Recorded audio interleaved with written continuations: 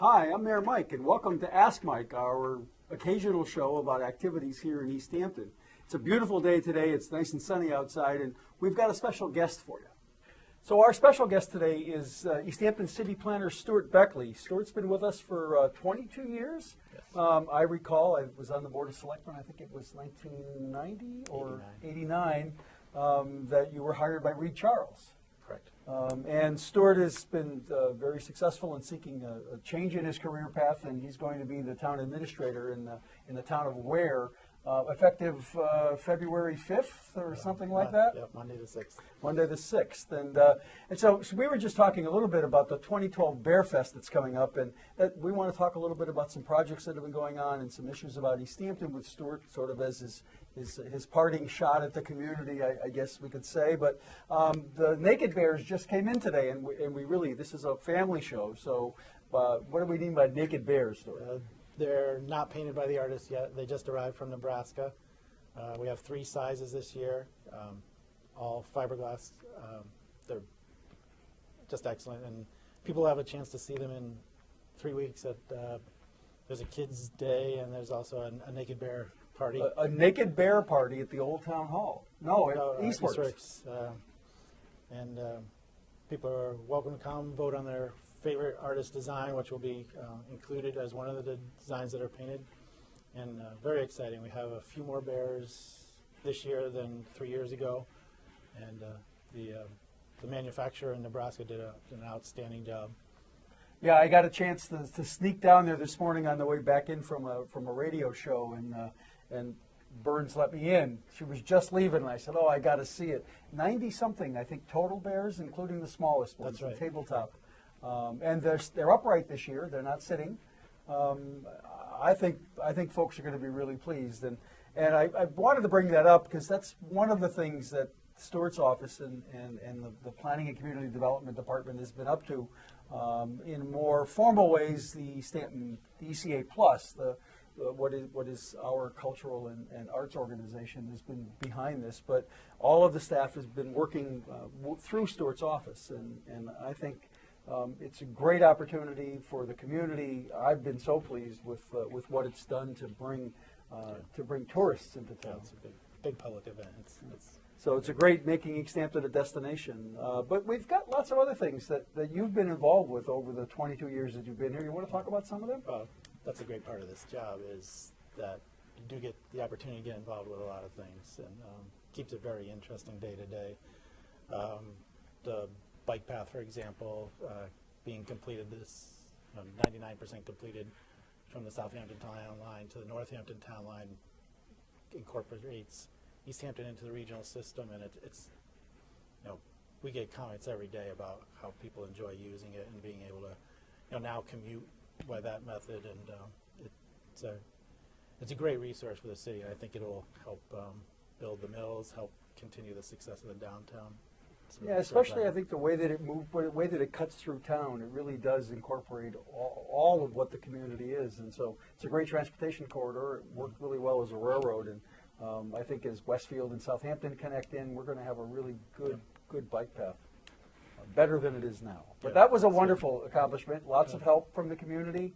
Well, again, that's what's special about East Hampton, because people are probably not aware, but it's not true in other communities how much public participation East Hampton gets, and the help on committees, or people who just show up for downtown cleanups, people who clean up the park. It's a great thing about this city, and that has definitely played into the Manhattan Rail Trail Committee and the people that are taking care of the maintenance of that trail. Let's see. What else we got? What else? We've done a few things. Yes.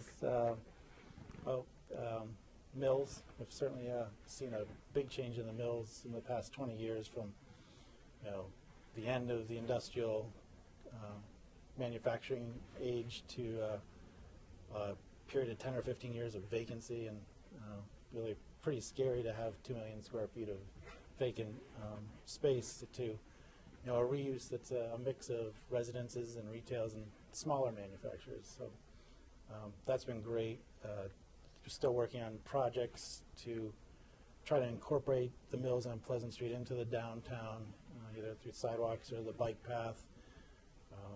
the mill owners are working together to improve both access to the mills, but also put in a new water line to make fire protection safer. So still some projects going on there. Yeah, I think the city, when it looked at those mills as actually a resource as opposed to a problem, that really what changed the zoning. You were involved in that zone change that allowed the mills, the industrial, what is now the mill industrial district, to become reality, where you can have these multiple uses to use that great asset, those old mill buildings. And it's been, I think collectively we've been very successful. There's only 2 or 3 of those buildings that aren't actually back into reuse. The One Ferry Street complex comes to mind. That's a very large vacant complex that the owner is working to try to find a reuse for and doing some demolition work. What was a Two Products mill when I was a kid, the one near the American Legion, still isn't fully, fully redeveloped, but it's got some activity in it. And then the old dye works, but there's some stuff going on there too, isn't there? Right. So the planning board has approved permits for affordable housing at the dye works, which will be a great use to have residential uses downtown. They're going to create a bridge from the dye works to the sidewalks, and so you'll have much more street activity contributing to the downtown. They're seeking some state funding, but once that's in place, that project should get moving. That's 50 units of housing. Yeah, 50 units. I think 90 bedrooms or thereabouts. Yeah. And didn't you go in front of the Community Preservation Act committee to talk about if they might be willing to support the project? Right. The search for funding on the developer's part has led to this comment from the Commonwealth Department of Housing and Community Development that they'd like to see some community financial backing, and so the developers and the housing partnership went to the Community Preservation Committee, asked for some support, and the CPA reserved $200,000 to support that project. Yeah, that Community Preservation Act funding is so vital to getting a lot of the work that we do completed. We've used it for other activities, open space, I think, some historic work. Yep, several Nonotuck Park projects, the acquisition of parcels along Mount Tom and Echodale Farm on Park Hill. So it's the spending of the money has fairly well followed the city's open space plan, which talks about the mountains, the farmland, areas along the Manhattan River and the pond. And CPA has done well. Credit again to the CPA committee for almost always using the money to match other sources of money. So the city has spent probably $2 to $2.5 million of CPA funds that have been raised locally and with state funds, but it's been matched toward $11 million of, now more than that, of projects. So it's used very well by the committee to get other resources. And considering that the $2.5 million that the city had in its coffers was partially state funding, you're probably close to an 8 or 9 to 1 return. Correct. And so it's been a great program.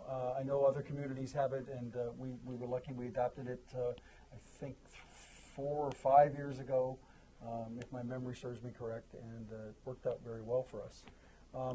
To go back to a little bit of affordable housing, could you tell us a little bit about what we were at a regional. I met with some mayors this morning and the town manager in Amherst, and part of the discussion was a regional approach to homelessness and what communities can do to be able to provide places for people to live. I mean, the story today is that everyone's upset because homeless people are put up in hotels, and it's pretty expensive, and that's really what the state has seen as the option. But the new idea that's out there, and it's not so new, there's been a regional group working on it for about 3 years now, is to provide housing for folks, to be able to let people who are of modest means live somewhere that they can call their own. And some people can afford to buy, but many people can't afford to buy, and so there's rental opportunities. Right. Another great thing about East Hampton is the mix of housing it's always had. Whether it started back with mill housing, the larger developments around the center of town, the larger developments in the southern end of town have always stabilized the housing prices, and there's always been about a it's probably about 60-40 now, but 55-45 ownership versus rental mix, which is, again, different than you'll find in other communities in the valley, and that, really stabilizes East Hampton's market. It's not as expensive to live in other communities. People can afford to live here. But for much of the 80s and 90s, all that was built was ownership units, and it's important to keep the balance in place and to keep, making some rental projects available. So, yeah, it's just part of the housing picture of the city, and it's important. And yesterday, the city received an application for affordable housing project that's been discussed by the planning board for the past year on Parsons Street. It's coming into the zoning board now, but it's pretty much the same project, and it's by the Valley CDC, and provide 38 units of needed rental housing for the city. So they'll be reviewing. And I think I saw a letter that went by my desk maybe a few days ago that potentially the owner of One Ferry Street might be interested in looking at affordable housing as part of the answer to his reuse. Right. Yes, he's asked for some support. Don't know much about the details. Right. We've indicated back to him that, yes, the reuse of that mill is very important to the city. It'd be great to incorporate a mix of uses there because it's such a large property. Yeah. And so we follow kind of a roadmap that's the master plan. And we've done a lot of planning over the years, you and I, and we've had charrettes, and we've done you mentioned the open space plan, and I recall being on the Conservation Commission when the very first one was written in probably the early 1980s. Yeah. Might have been one that you found when you were first looking at what we'd done, but the master plan really is the roadmap, and it was finally completed, I think, in 2008. Can you talk a little bit about that? Yes. So while I've been here, there have been two great planning efforts, along with many, as you said, over the years of smaller ones. So there's a master plan in 1995 when we just overhauled the whole zoning ordinance, and they were again specialty East Hampton, great civic participation projects. We had a committee of 30 to 40 regularly attend every one of those meetings, and then incorporated more when we needed people's opinions. Did a survey that reached 3,500, or reached everyone, but had 3,500 returns. It was great. The master plan is a large document, and it has at least 250 recommendations in it that clearly can't all be done at once, and we're already behind on some of the goal dates that we had hoped to finish. But the city, it lays out responsibilities for departments and boards to follow up. I think the planning board itself is going to stay busy with zoning changes and developments that come in, so it may be worthwhile to have a group under the planning board put in, create an implementation committee, and just to prioritize and follow up with the implementation. Very good. Yeah, the planning board is the lead agency when it comes to master planning activities, and I think that whole effort has been just wonderful for the community. And as we move forward, we try to take off bits and pieces in kind of all of our policy decisions and all of our actions moving forward. The one thing I wanted to bring up in particular, because it's such an obvious success, and I wanted you to talk a little bit about it, is what is now the Millside Park. But what was, as you know, early on established as sort of a skateboard activity, and the young people are still, wondering what's up with them as far as being able to BMX bike and maybe board somewhere. And I know that there's some long range plans. That project is really something that took shape under some of your leadership, and we've really got some milestones. So can you give us a couple of minutes on that one? Sure. Again, that started with a planning process, Urban River Visions, which the state created, and picked 5 communities, one of which was East Hampton, to talk about development along waterfronts, in our case Lower Mill Pond, which is the dammed up Broad Brook.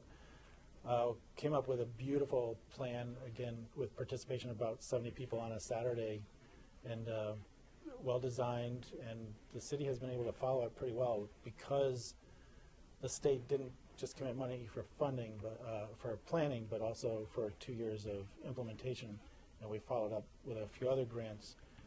So with the help of the Parks and Rec Department, particularly Mr. Piziak and now John Mason, they were able to piece by piece lay out the lawn that now leads to the new band show, which is a great resource to, we were worried that people would hesitate to move the concerts from the Common down there, and it's gone really well. Huge success from that perspective. Yeah. The mosquitoes have thankfully stayed away, and the people respect the space. It's next to the bike path. We've had very little vandalism, and what we've had, Parks and Rec has been able to address, and along with the police department. In terms of the skate park that was displaced because of the creation of the park, there is still, we have a design for it. It was designed for the place next to the basketball hoops. It's a flexible design, so it could either go at Millside or it could come closer to the center of town along the bike path on land where the bike path widens out. Maybe more appropriate if people want to be more visible to have it there closer to the center of town. But anyway, the design is in place. There are grants that will fund it, and because we effectively created Millside Park and have acquired additions to Millside Park with CPA money, we could use CPA money to match those grants for the state park. And that's a kind of a little piece of the CPA fund that is not as clear as when you think it's for housing or historic or open space preservation. There's a recreation component. Yeah, it's limited until they change the state law that you can only create recreational facilities on land that you purchase with CPA. That you acquired with CPA funding. Yeah. That's a big piece of what you do as well, is the grants, grant application. Your department is in charge of administration of the grants, managing the paperwork, and I know that we're always talking about deadlines and when this report has to be filed and that report has to be filed. You've been very successful in that effort, and I don't know if you can tell us why you think we've had the kind of success we've had. When I became mayor, we hadn't had a block grant in years, and shortly I questioned that, and we talked to the state. I think you might have been involved in those conversations, if my memory serves me correct, and we convinced them that they really ought to take a look at us again for whatever reason they weren't. But that was sort of just the beginning of what has been a wonderful run from that perspective. I don't know if you can give us your thoughts on that. It did take a while for the state to recognize. I think they always knew that East Hampton had some needs, but we weren't doing our applications properly, and we got help from Planning Commission, and the Hilltown CDC helped us put in, back in '97, a good solid application, and since then we've been able to build off that application. We've also been able to hire very good people, Ellen, Susan, a few people before them, that once we had that management structure in place, I think the state was more comfortable that we were managing the grants properly for their standards. And that's talking about the block grants. The open space grants, that's just an easy sell for the state when they come here for a site visit and they see Nonotuck Park, which is still a hidden jewel for the region, and its backdrop of Mount Tom. They really don't have a problem giving us the money for the park. We do have other open space acquisitions that we've made, and I think that one of the reasons that we can be very successful there is that we have the local nonprofit land trust that is instrumental in a lot of these projects, and has a little bit more flexibility than the community might have to involve others that couldn't fund us. Right, and they have the skill or the subtlety to approach a landowner and find out the level of interest in preserving. And they're not the government. Right. Yeah. Works very well. It's a good partnership with them. Well, we've been talking to East Hampton City Planner Stuart Beckley, and by the time you see this, Stuart will have taken his new job in Ware. But I wanted to say thank you for joining us as our first guest, and maybe someday we'll have you back on as the administrator in Ware, and we can ask you how that career change really went. Thank you very much. Thank you for the opportunity to be here. Great. So that was a real pleasure having a chance to have a long conversation with Stuart about his work here and about the accomplishments that he's seen here in East Hampton, and it's a lot of fun to do that, and I really did enjoy him and thank him, because he's a pretty shy guy, and getting him to come on camera was a feat that no one other than Kathy Lynch could have probably accomplished. But, mentioned during the interview with Stuart that there was an event this morning. It was actually a radio show with WHMP, Eggs and Issues, I think they call it. And it had representatives of 5 communities. In addition to myself representing East Hampton, it was Mayor Dave Narkowitz from Northampton, Mayor Bill Martin from Greenfield, Mayor Alex Morse from Holyoke, John Musanti, the town administrator from Amherst, and we had a good conversation about a lot of different issues here in the valley, from transportation and high-speed rail to casinos and homelessness. So it was an interesting event. I hope you heard it on WHMP this morning. I'm sure that for the course of 5-6 days, there'll be excerpts of that'll be playing on the Northampton radio, and I know that it was taped by Local Access, so you may actually get a chance to see it right here on this station. So, mayors, you're all ready, right? You're all set to go. Now, expect these questions to be very tough and penetrating, all right? The first round of our question is going to be the lightning round, so try to give your answers in 10 seconds or less. Who will win the Super Bowl? Mayor Martin? Patriots. John Musanti. Tom Brady and the Patriots. Go Pats. Patriots. Patriots. All right. Sorry, you don't do me. That's going to wrap up our show. Very good. Good morning, mayors. Good morning. And town manager. Well, first of all, it's so great to see this esteemed panel. It's just very exciting to me. But I wanted to ask about economic development. Mayor Morse from Holyoke, recently the Holyoke Economic Development Committee approved some expanded initiatives trying to attract new business to the city, and this is a lot of what you're doing right now to expand on the renaissance of Holyoke. Are these men sitting around this table your competition for that? No, I mean, I think it's important we collaborate on a number of issues, but at the same time, it's important Holyoke position itself in a very competitive way. Throughout the campaign, I talked a lot about the need to expand our TIF from 5 years to a maximum of 20 years, and that's exactly what the redevelopment committee of the council did last week. It still needs approval of the whole council, but it unanimously passed the redevelopment committee, and I went before the council to advocate for it, along with Mike Vitavelli from Secretary Bielecki's office. It just provides another tool in our toolbox in order to make Holyoke a more competitive place to do business. Given the fact that we have the second highest commercial tax rate in the entire state, we need other incentives to convince people to make investments in the city of Holyoke. So I don't see us as competition. I think to some extent we need to make our cities more attractive, and I'll do anything I can to steer a company in Holyoke's direction rather than, let's say, another community. But that's my job, and I think that's all our jobs. So I'm sure there's some spirit of cooperation in the region, working together to promote economic development, but there's only so many pieces of the pie.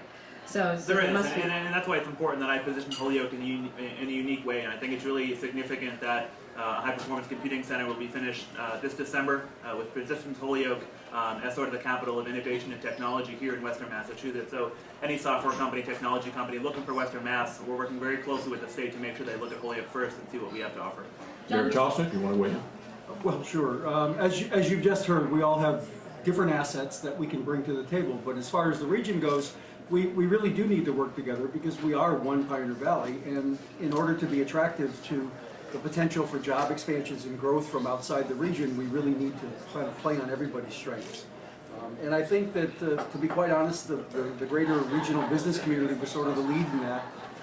They created the Economic Development Council of Western Mass in '96, and that tied into the Pioneer Valley Plan for Progress to try to look at this as a region and to break down the silos. And I think most of us try to break down the silos in our own governments in order to make sure that we work cooperatively together internally. And so if we can continue to do that in the external world amongst each other, Because a job in the valley is a job in the valley, and most of our citizens can get to a job in the valley.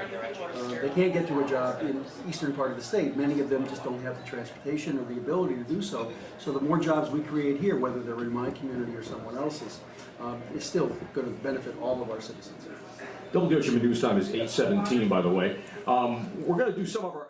Well, thank you for tuning in to another episode of Ask Mike, and we hope that you enjoyed the show today.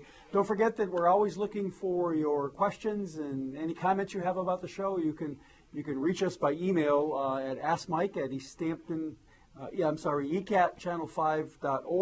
or you can email me here at the office, Mike T. at easthampton.org. Thanks, and it was a pleasure to have you.